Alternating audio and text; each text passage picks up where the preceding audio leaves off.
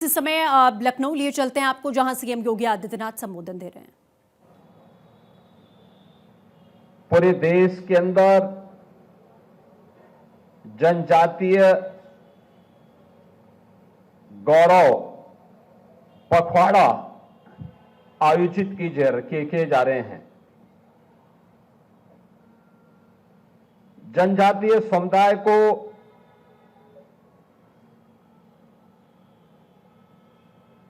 अपनी परंपरा, अपनी संस्कृति और अपनी विरासत पर गौरव की अनुभूति हो सके, उन्हें समाज और राष्ट्र की मुख्य धारा के साथ ही उन्हें सम्मान के साथ आगे बढ़ने के लिए एक बेहतर प्लेटफॉर्म उपलब्ध किया जा सके, इस दृष्टि से जनजातीय गौरव पखवाड़ा के क्रम में आज जनजाति भागीदारी उत्सव का आयोजन प्रदेश की राजधानी लखनऊ में किया जा रहा है। ये जो उत्सव है,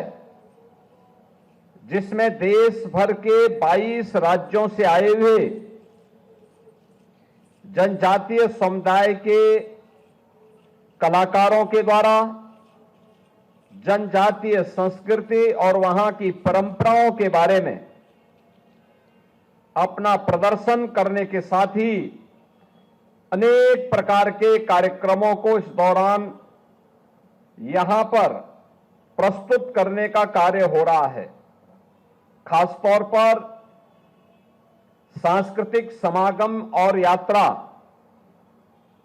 जिसमें मैं 22 राज्यों के इन कलाकारों को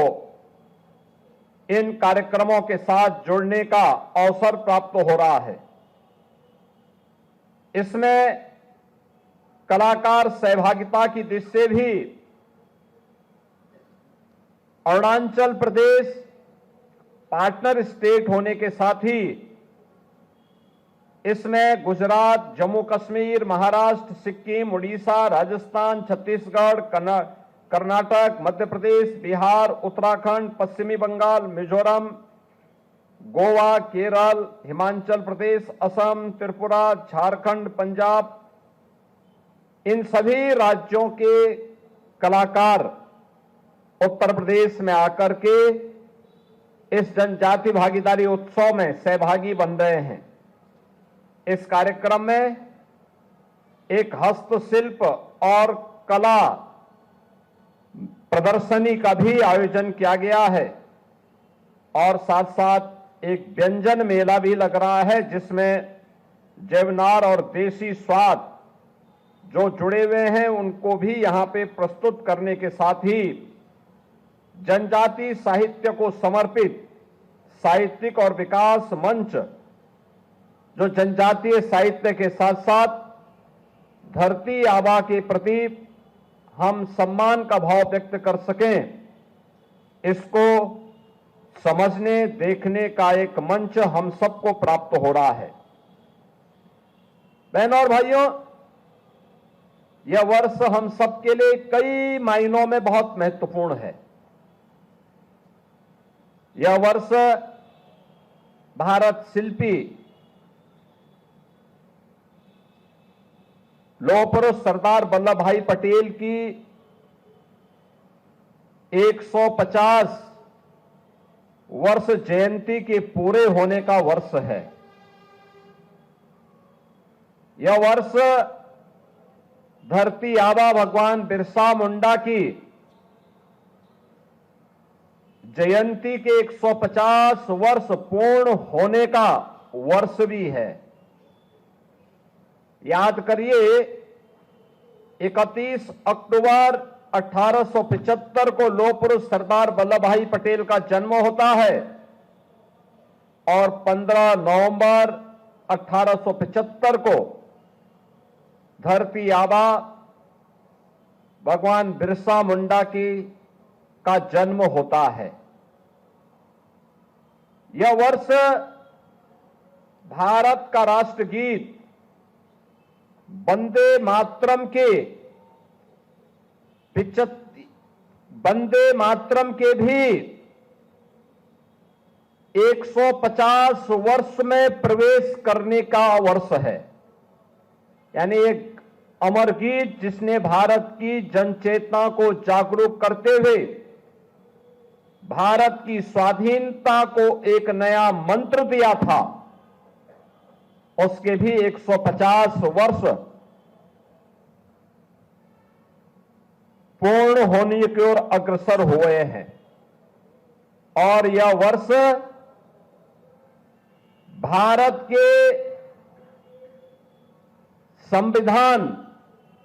जैसे बाबा साहब भीमराव अंबेडकर ने जिस संविधान को भारत जैसे देश के अनुकूल बनाया था, जो स्वतंत्र भारत की एकता और अखंडता का एक आत्मा बन गई, भारत के संविधान के भी अमृत लागू होने के अमृत वर्ष में हम लोगों ने प्रवेश किया है। यानी इतनी उपलब्धियों से जुड़ा हुआ यह वर्ष इस समय हमें धरती आबा भगवान बिरसा मुंडा के प्रति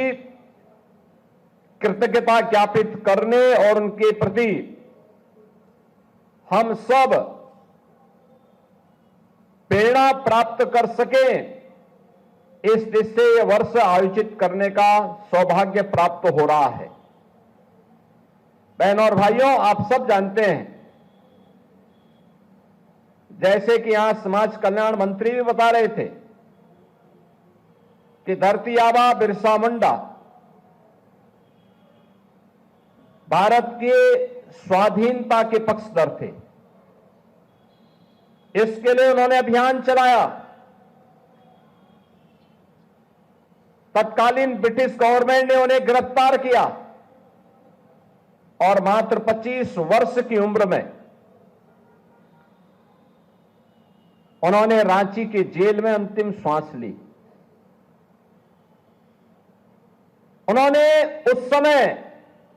जनजातीय समुदाय को एक ही नारा दिया था और वह नारा था, अपना देश अपना राज। यानी देश हमारा है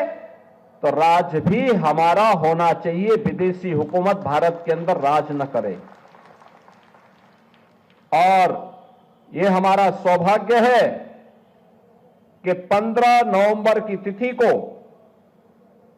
जनजातीय दिवस के रूप में पूरा भारत आयोजित कर सके, इसकी प्रेरणा प्रधानमंत्री मोदी जी ने पूरे देशवासियों को दिया और आज उसी का परिणाम है कि हम एक पूरे पखवाड़े को 1 नवंबर से लेकर के 15 नवंबर तक जनजातीय गौरव पखवाड़ा के रूप में आयोजित कर रहे हैं, जिसमें इन 15 दिनों में जनजातीय समुदाय को विभिन्न प्रकार की योजनाओं के साथ जोड़ने और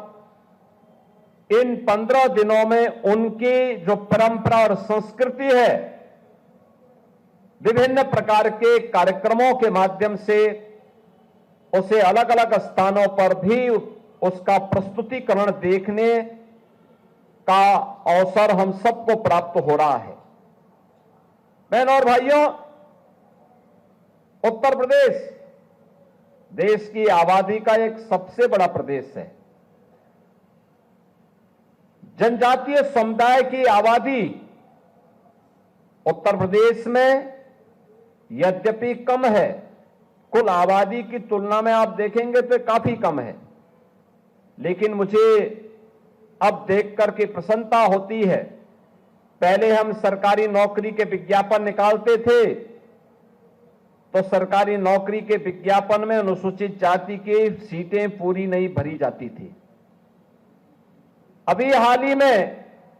हम लोगों ने 60,244 पुलिस की भर्ती की और पुलिस की भर्ती में मैं देख रहा था कि जितनी भी सीटें अनुसूचित जनजाति के लिए आरक्षित थी, वे सभी सीटें अनुसूचित जाति की ही युवाओं ने उसको पूरा भरा है, कोई सीट खाली नहीं थी। यानी ये चीजें दिखती हैं कि उनकी शिक्षा का स्तर बढ़ा है, उनकी भागीदारी बढ़ी है, शासन की योजनाओं में उनको जो पहले वहां तक लाभ नहीं पहुंच पाता था, आज उनकी भागीदारी बढ़ाने का प्रयास हुआ है। और इसीलिए हमारी सरकार ने तय किया कि जितनी भी जनजातियां उत्तर प्रदेश के अंदर हैं, उन सभी जनजातियों को उनका अधिकार प्राप्त हो और उन्हें सिचुएशन के लक्ष्य तक पहुंचाने की दिशा में सरकार कार्य करेगी। इसमें थारू, मुसहर, चेरो, बुक्सा, सहरिया, कोल या फिर गौड़, जितने भी जनजातियां हैं, इन सभी जनजातियों को शासन की सभी प्रकार की योजनाओं से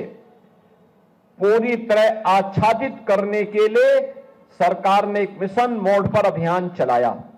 और परिणाम है कि ज्यादातर जनजातियां आज के दिन पर विकास की योजनाओं के साथ उनकी कनेक्टिविटी, उनकी बिजली की व्यवस्था, उनके लिए पेयजल की व्यवस्था, उनके लिए पेंशन की व्यवस्था, उनके लिए राशन कार्ड की व्यवस्था, उनके लिए स्वास्थ्य के लिए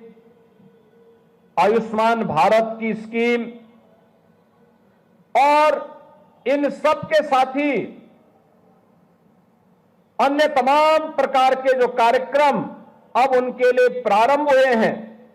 खासतौर पर जनजातीय समुदाय के लिए पीएम जनमन योजना के अंतर्गत प्रधानमंत्री जनजातीय आदिवासी न्याय महाअभियान,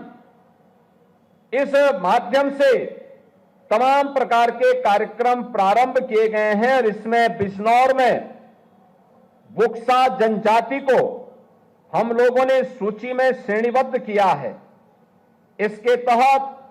815 परिवारों को हम लोगों ने, जिसमें जनजाति बुक्सा जनजाति के 145 पीएम आवास और समस्त घरों के विद्युतीकरण के साथ ही वहां पर शुद्ध पेयजल, मोबाइल मेडिकल यूनिट,